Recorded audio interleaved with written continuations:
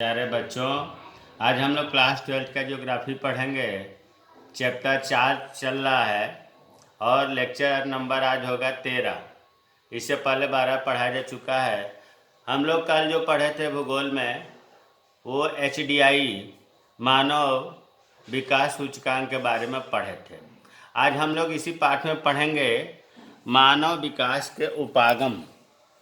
क्या पढ़ेंगे? मानव विकास के उपागम। सबसे पहली बात आती है कि उपागम क्या है। मानव विकास का किस रूप में अध्ययन किया जाए या अध्ययन का आधार क्या है, मानव विकास उपागम कहलाता है। बहुत आसान है इसकी परिभाषा कि मानव विकास कितना हुआ। आपको मानव विकास के बारे में बहुत बढ़िया से बता दिया गया है। मानव विकास का अध्ययन किस रूप में किया जाए, इसके लिए ही उपागम का प्रयोग किया जाता है। उपागम मतलब ढंग, विधि से है। मानव विकास मापने की विधि, ये 4 तरह की विधि है मानव विकास मापने का। पहला है आय उपागम, दूसरा कल्याण उपागम, तीसरा आधारभूत आवश्यकता उपागम, चौथा क्षमता उपागम। तो अब सबसे पहले आते हैं आय उपागम। देखो, ये बहुत पुरानी विधि है, इसे हम पहले पढ़ लें। आय उपागम मानव विकास का सबसे प्राचीन उपागम है। इस आगम में मानव विकास को आय के संबंध में देखा जाता है। इस उपागम में यह माना जाता है कि यदि किसी व्यक्ति की आय अधिक है तो उसका विकास स्तर भी उच्च होगा। आय, इस विधि में ये पहले, अब भी खैर ये ऐसा ही ज़्यादातर लोग मानते हैं कि जिस व्यक्ति की आय ज़्यादा है उसका विकास ज़्यादा है। आय को ही विकास से संबंध में देखा जाता है। तो आय उपागम में आय महत्वपूर्ण है।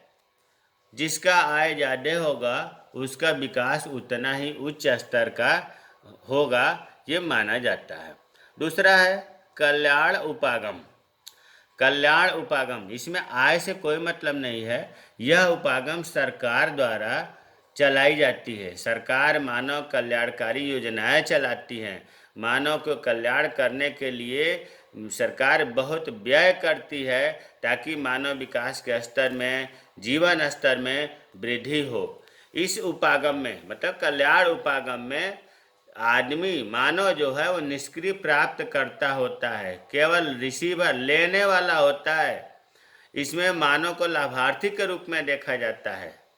तो अब ये दोनों चीज़ क्लियर हो गया होगा। इसमें आय से महत्वपूर्ण है, इसमें कल्याण संबंधी योजनाओं से महत्वपूर्ण है। इसमें सरकार व्यय करती है, उस योजनाओं से सरकार विकास करती है मानव का। मानव जो है लाभार्थी के रूप में रहता है, निष्क्रिय प्राप्त करता है, लेने वाला होता है।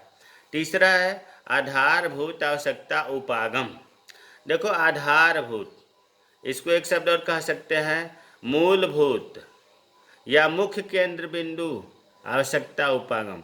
हर आदमी की आवश्यकताएं कम से कम मिनिमम होती हैं।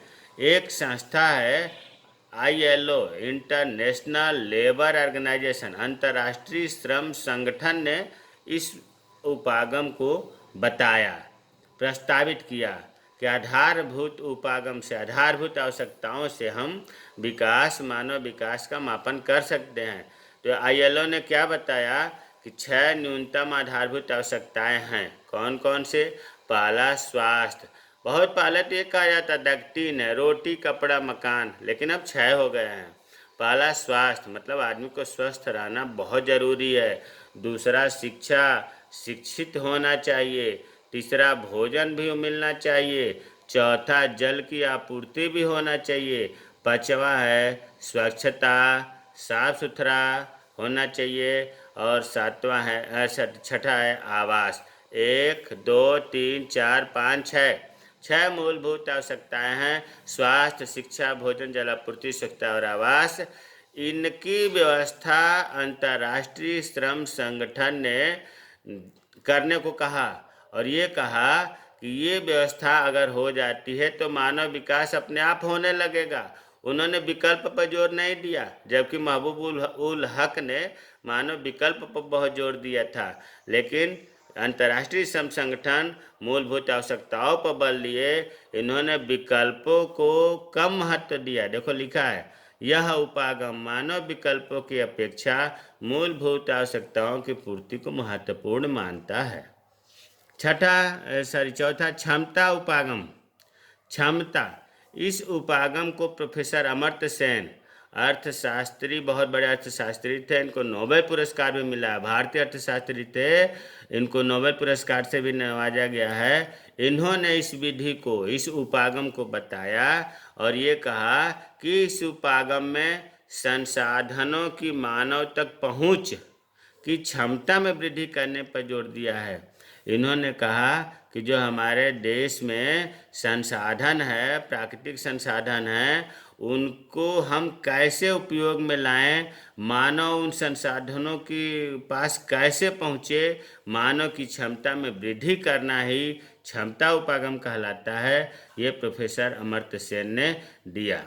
तो मानव विकास के उपागम 4 हो गया।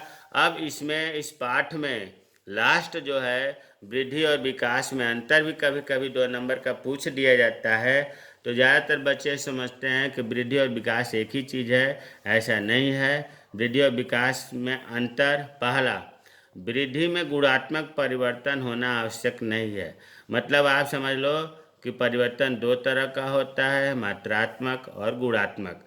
वृद्धि जो है, वृद्धि में मात्रात्मक परिवर्तन होता है, क्वांटिटी चेंजिंग, और विकास में गुणात्मक परिवर्तन होता है, क्वालिटी चेंजिंग।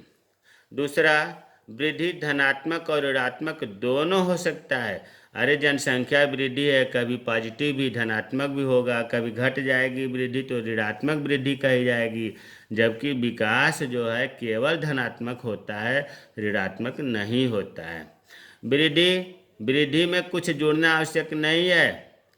वृद्धि जो है वर्तमान परिस्थितियां हैं, उसमें कुछ बिना जोड़े भी वृद्धि हो सकती है। जबकि विकास तब तक नहीं हो सकता जब तक उसमें पहले की विद्यमान दशाओं में कुछ जुड़ न जाए। विकास तभी होगा जो वर्तमान है उसमें कुछ नया जुड़ जाए, तब विकास होगा। वृद्धि में धनात्मक वृद्धि से सदैव विकास नहीं होता। वृद्धि में धनात्मक और ऋणात्मक दोनों होता है, तो धनात्मक से सदैव विकास नहीं होता है।